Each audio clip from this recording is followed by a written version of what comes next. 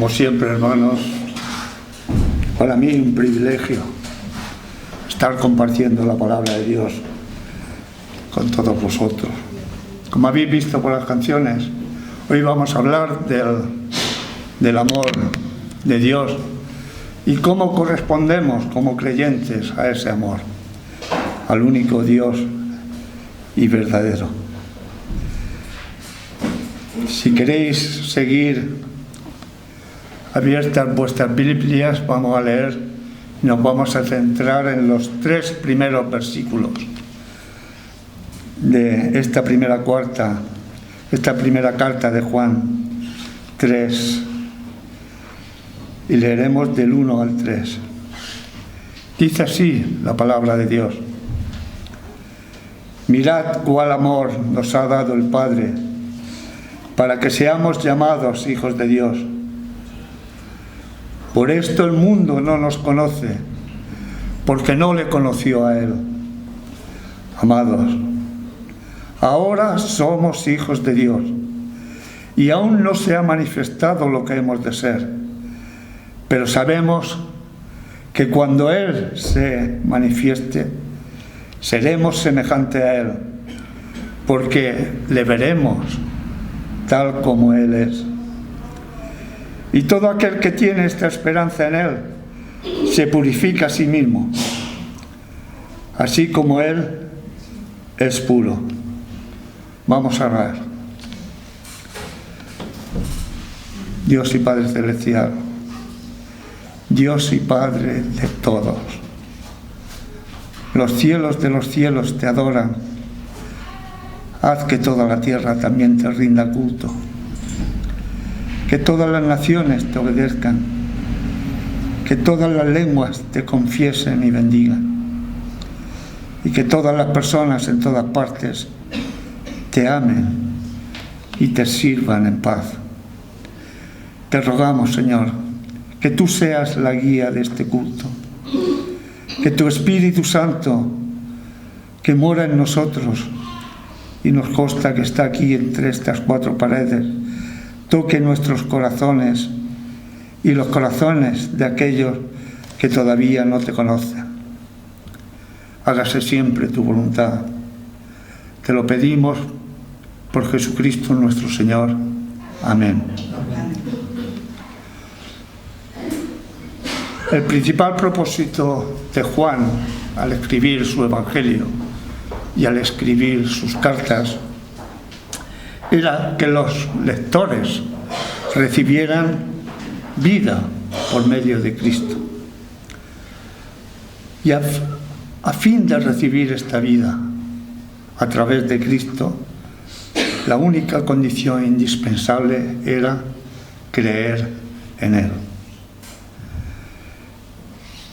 Y creyendo en Él, formaremos lo que se llama el pueblo de Dios, la familia de Dios.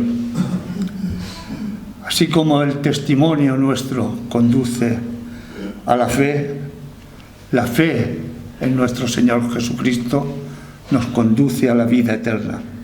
La Biblia lo dice claramente, que todas las personas somos creación de Dios. En Colosenses 1:16 dice que Dios ama al mundo entero, como también lo dice el versículo de Juan 3:16, que la mayoría de los creyentes conocemos de memoria. Pero solo aquellos que han nacido de nuevo son hijos de Dios. Y también lo dice el Evangelio de Juan en el versículo 12. En el capítulo 1 y el versículo 12. Hace apenas 25 días que celebrábamos la Navidad. Y la pregunta que más me ha rondado estos días en mi cabeza era si los cristianos deberíamos celebrar la Navidad, si es una fiesta pagana o no. O quizá preguntarnos cuál es el verdadero espíritu de estas fiestas, cuál es el verdadero propósito de estos días. En España y en todo el mundo cristiano se celebra el significado de lo que es la Navidad. Y el significado es el gran amor de Dios que nos demuestra dándonos a su Hijo Jesucristo para ponerse en nuestro lugar en la cruz. El versículo que nombraba antes de Juan 3, 16, que la mayoría sabemos de memoria, lo voy a recordar, y dice: de tal manera amó Dios al mundo, que ha dado a su Hijo unigénito, para que todo aquel que en él cree no se pierda, sino que tenga vida eterna. Dios no envió a su Hijo al mundo para condenar al mundo, sino para que el mundo sea salvo por él. Ese es el verdadero significado de ese divino nacimiento del Señor. Una celebración increíble y un gran acto de amor. Y en esta mañana quiero que todos reconozcamos ese amor de Dios por nosotros. La historia de Dios hecho hombre en la persona de Cristo lo hizo en esas fechas, en su nacimiento. No sabemos exactamente cuándo fue. En latín, Navidad quiere decir precisamente nacimiento. Pero ¿por qué Dios hizo tal cosa? ¿Por qué mandar a su Hijo aquí a la tierra? La respuesta es por amor. Él nos ama, pero además porque necesitamos un Salvador. En 2 ocasiones en esta carta primera de Juan nos dice el por qué el Hijo de Dios, divino y eterno, vino al mundo como ser humano. En el verso 5 nos dice: y vosotros sabéis que Él se manifestó a fin de quitar los pecados, diciéndonos además lo impecable de la persona de nuestro Señor Jesucristo, lo admirable, porque en Él no hay pecado, dándonos también la razón del por qué la encarnación fue hecha. Él vino al mundo con el fin de quitar los pecados. Juan el Bautista lo señalaba diciendo: ahí va el Cordero de Dios que quita el pecado del mundo. La mitad del versículo 8, si lo leéis, dice que el Hijo de Dios se hizo hombre con este propósito, para destruir las obras del diablo. Y al decir Juan en esta carta las obras del diablo, estaba pensando en el pecado que el diablo incita en cada uno de nosotros. Y no solo una vez, cada vez que pueda lo intenta. Podemos ver también en la parte esta del versículo 8 que dice que el que practica el pecado es del diablo, porque el diablo ha pecado desde el principio. Y nuestro Señor Jesucristo a eso vino, a destruir las obras del diablo. Y todo lo hizo por amor. No nos cansemos de cantar el amor. No nos cansemos de decir que Dios es amor. Porque Él lo hizo para que tuviéramos la esperanza de una salvación segura. Él dio hasta la última gota de su sangre allí en la cruz y nos dijo: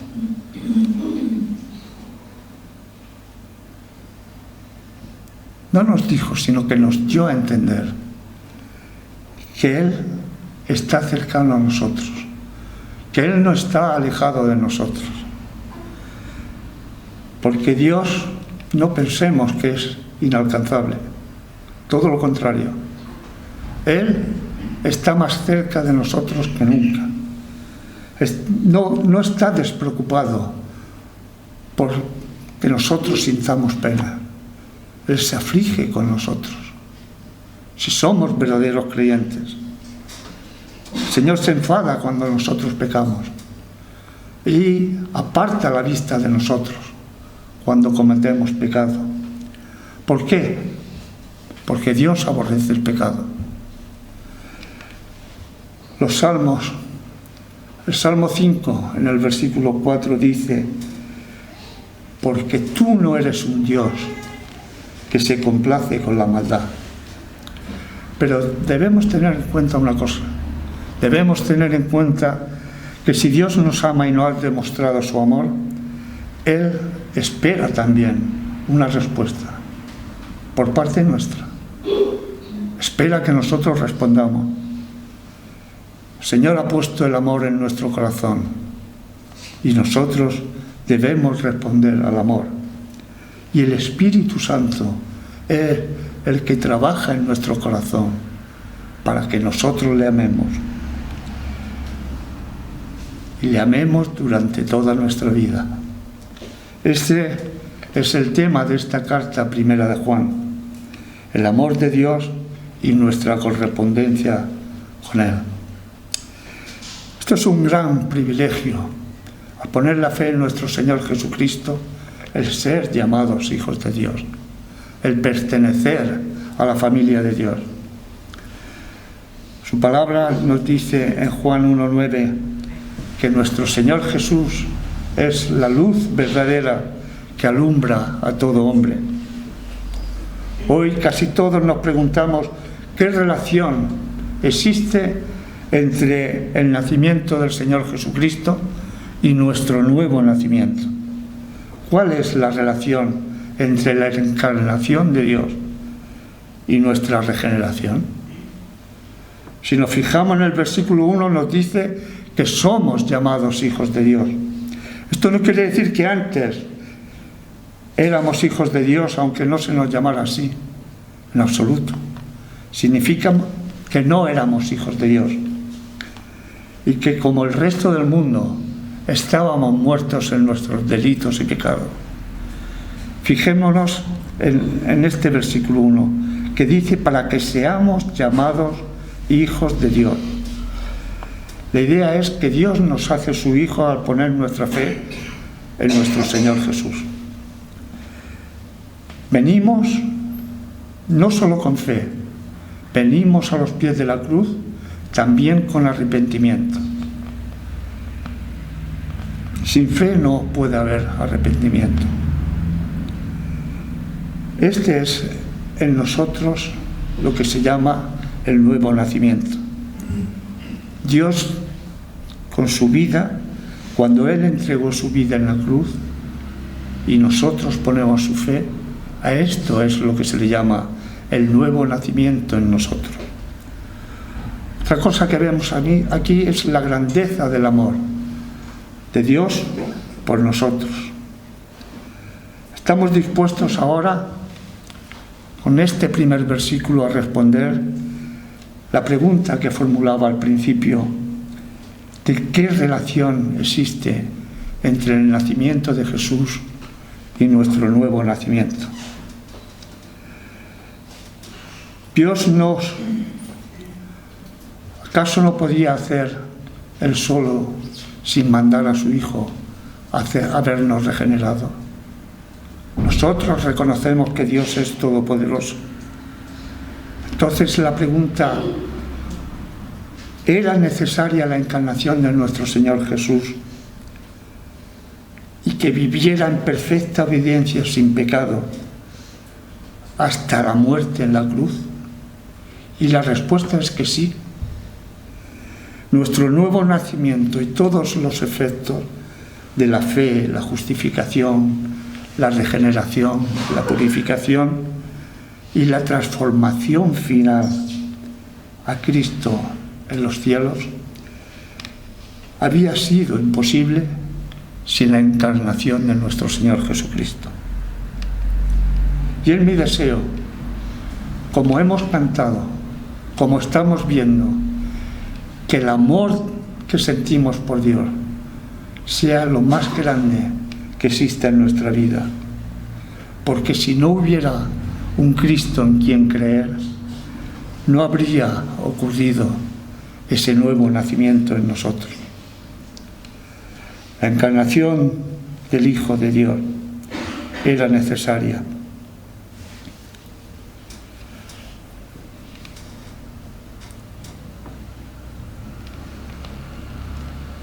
Si nos fijamos en el versículo 5, dice que todo aquel que cree en Jesús,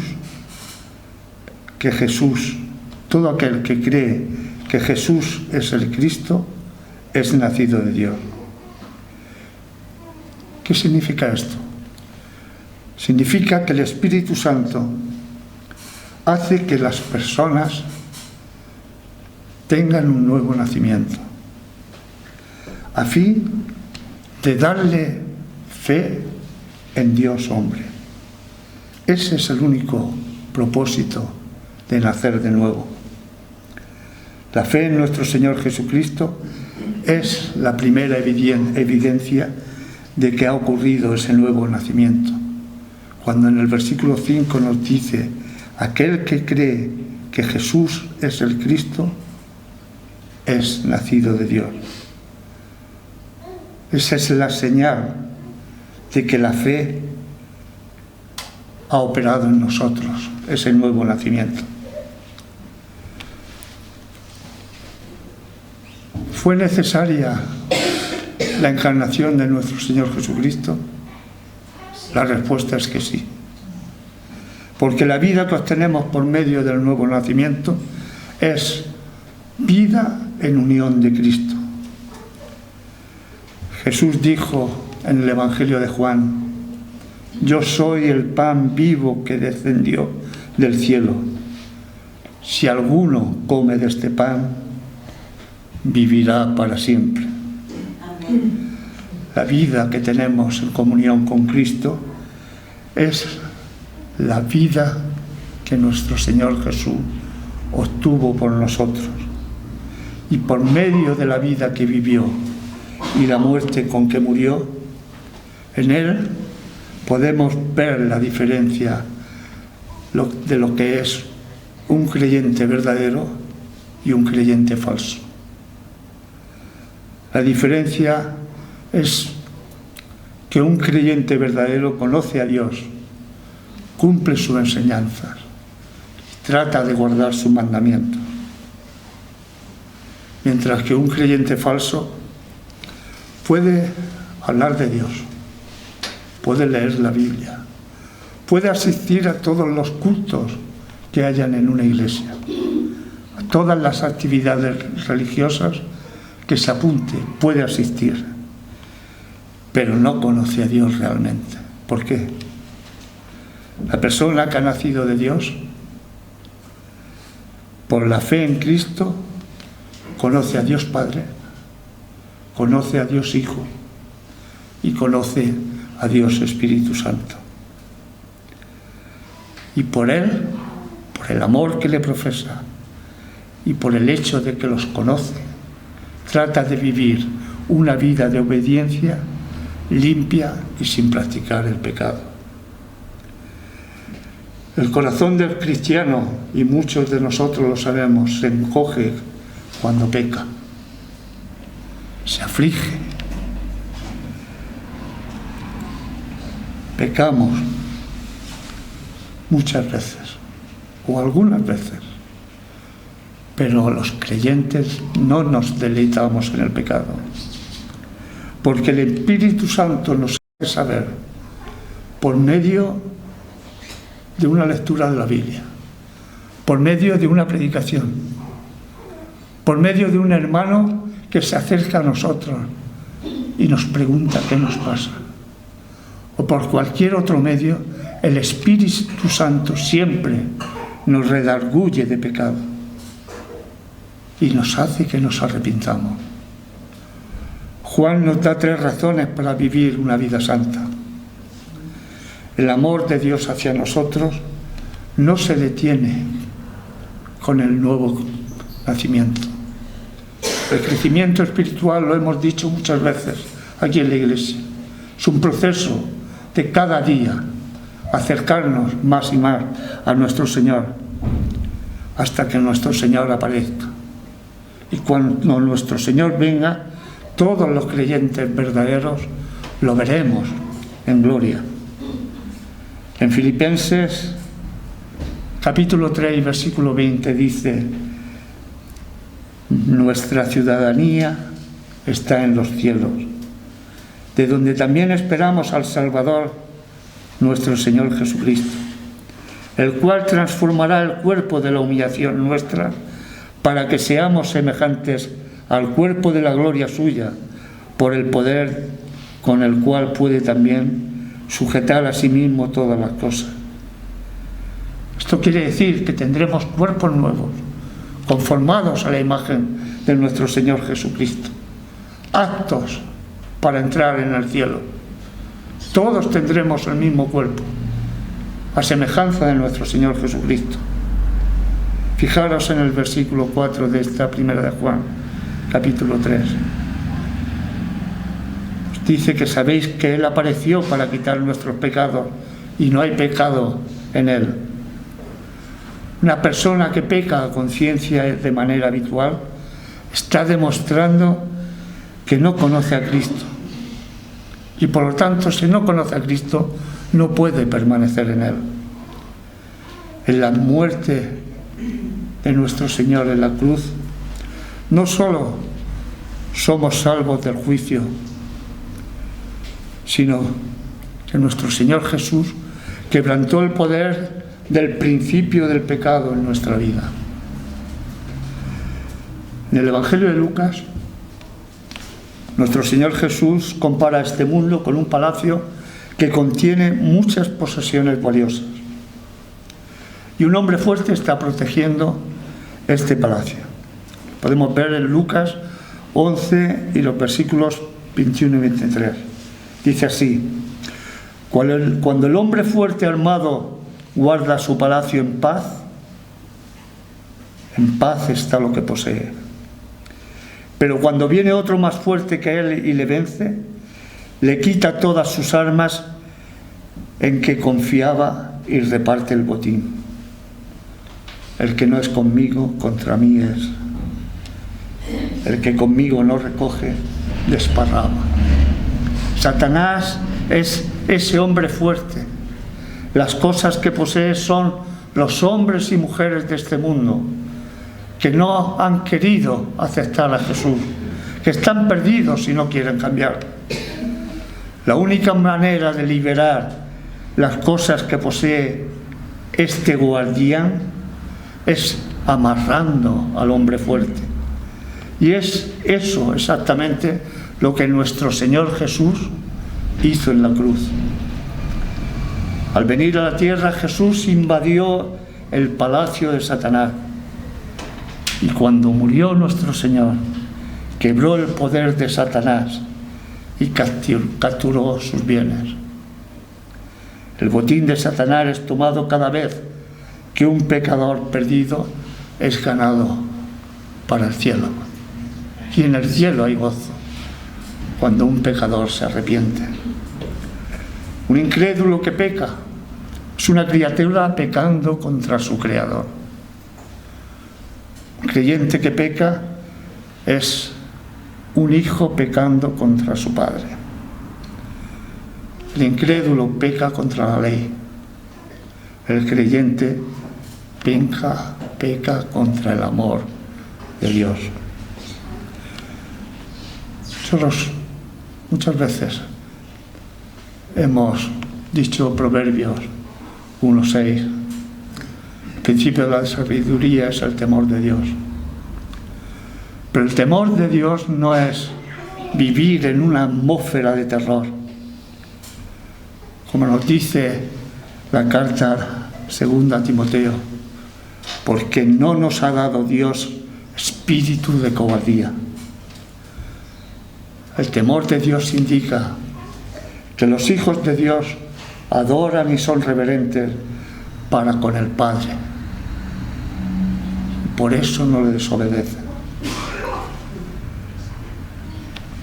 Dios nos ha salvado en Jesucristo. Nos ha dado la gran esperanza de ser transformados eternamente para que podamos un día vivir en gloria con Él. Dios ha hecho tanto por nosotros que deberíamos sentirnos motivados a vivir una vida como lo hizo nuestro Señor. Mientras estamos aquí en la tierra, debemos ser puros, tal como Cristo fue. La palabra de Dios también nos lo dice. Sed santos, porque yo soy santo, dice el Señor. Y esta es la prueba de nuestra correspondencia al amor de Dios. Esta es la prueba de por qué amamos a Dios. La prueba que nos sentimos motivados a vivir una vida pura en correspondencia al amor que Él nos demuestra. Y este es el verdadero sentido de por qué ocurrió aquel maravilloso acontecimiento, aquel excepcional y glorioso nacimiento de la encarnación de nuestro Señor Jesucristo. No era una acción. Esto lo debemos tener siempre en mente. Que no era una opción, sino era una necesidad. Necesitábamos y necesitamos un Salvador. Gracias a que Él nació, haciéndose Dios hombre, hubo regeneración, hubo salvación. En todos, no, en todos solamente, en todos aquellos que ponen su fe en nuestro Señor Jesucristo. Por tanto, debemos dar las gracias cada día, desde el pronto amanecer hasta que se oculte el sol, por ese nacimiento glorioso, por su infinita misericordia, por el gran amor que nos demuestra cada día, porque somos pecadores y Él se puso, nuestro Señor Jesucristo, en nuestro lugar allí en la cruz. Dios envió a su Hijo al mundo a morir en ese emblema de afrenta y dolor, como cantamos, que es la cruz del Calvario. Qué gran amor nos ha mostrado Dios Padre. Qué gran obediencia ha demostrado nuestro Señor Jesucristo. Qué humildad hacerse hombre por nosotros. Y qué gran avivamiento ha hecho el Espíritu Santo en nuestras vidas para ser regenerados, para darnos fe y vida a los que permanecemos en el Señor Jesús. Amén.